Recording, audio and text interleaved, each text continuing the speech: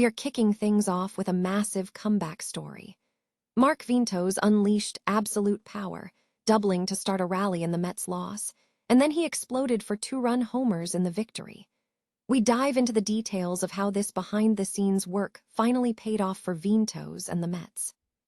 Stop using your finger for notes, sketches, and edits. This Jam Jake stylus pen gives your iPad a smoother, more precise writing feel with palm rejection so your hand can rest naturally on the screen.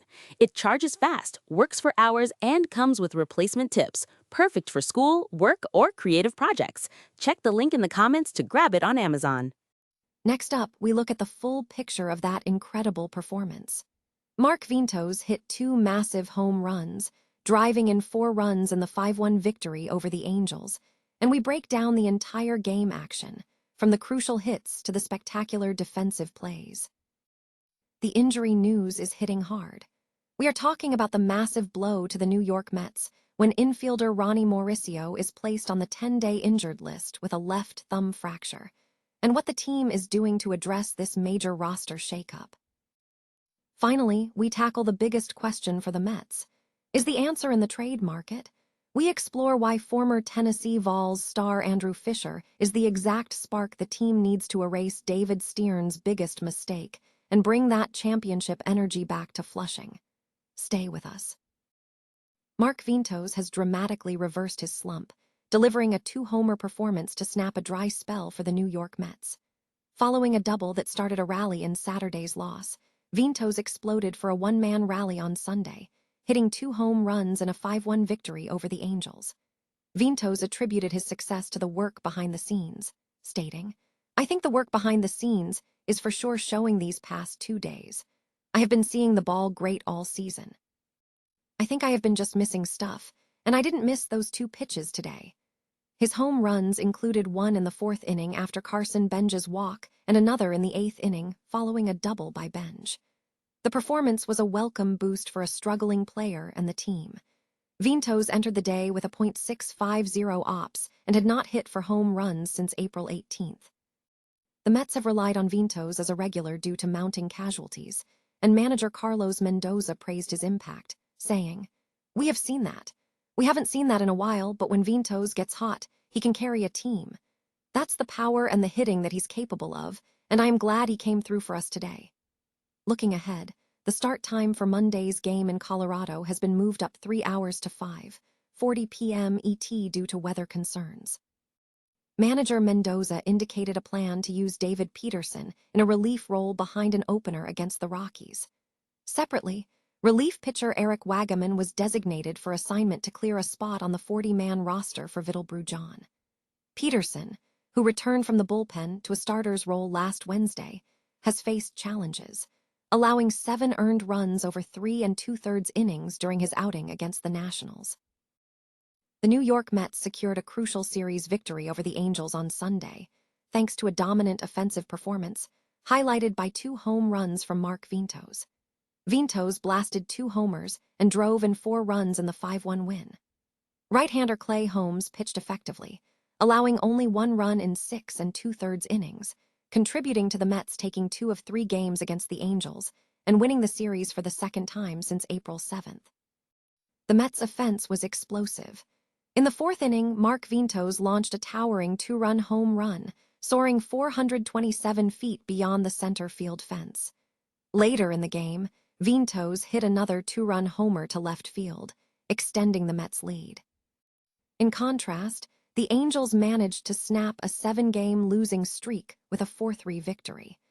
Oswald Peraza provided an RBI single in the 10th inning to help the Angels secure the win. Injuries impacted both teams.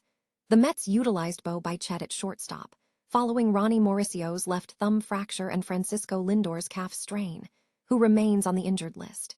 Meanwhile, the Angels saw left-hander Yusei Kikuchi placed on the 15-day injured list due to shoulder inflammation.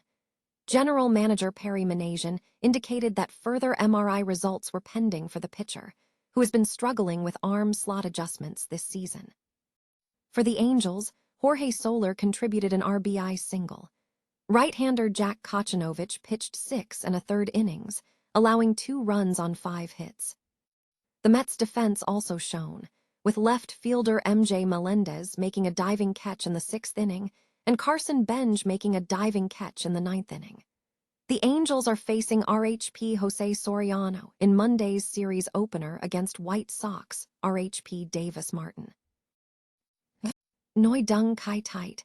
The New York Mets have placed infielder Ronny Mauricio on the 10-day injured list, suffering from a left thumb fracture. In a move to address the injury and roster needs, the team has selected infielder Vidal Bruggen from AAA Syracuse to fill the spot. To make room for Bruggen on the 40-man roster, infielder Eric Wagaman was designated for assignment. And Mauricio sustained the injury during Saturday's game against the Los Angels when he dove into first base in the 7th inning while attempting to beat out an infield single. Although he remained on base, he did not return to shortstop in the bottom of the inning. And manager Carlos Mendoza indicated that Mauricio could be sidelined for as long as 2 months, though the club is awaiting further details. Mendoza stated that initial assessments suggest a recovery period of 6 to 8 weeks following a CT scan scheduled for Monday. And Bruggen, 28, was acquired from the Minnesota Twins in January and is set to make his debut for the Mets.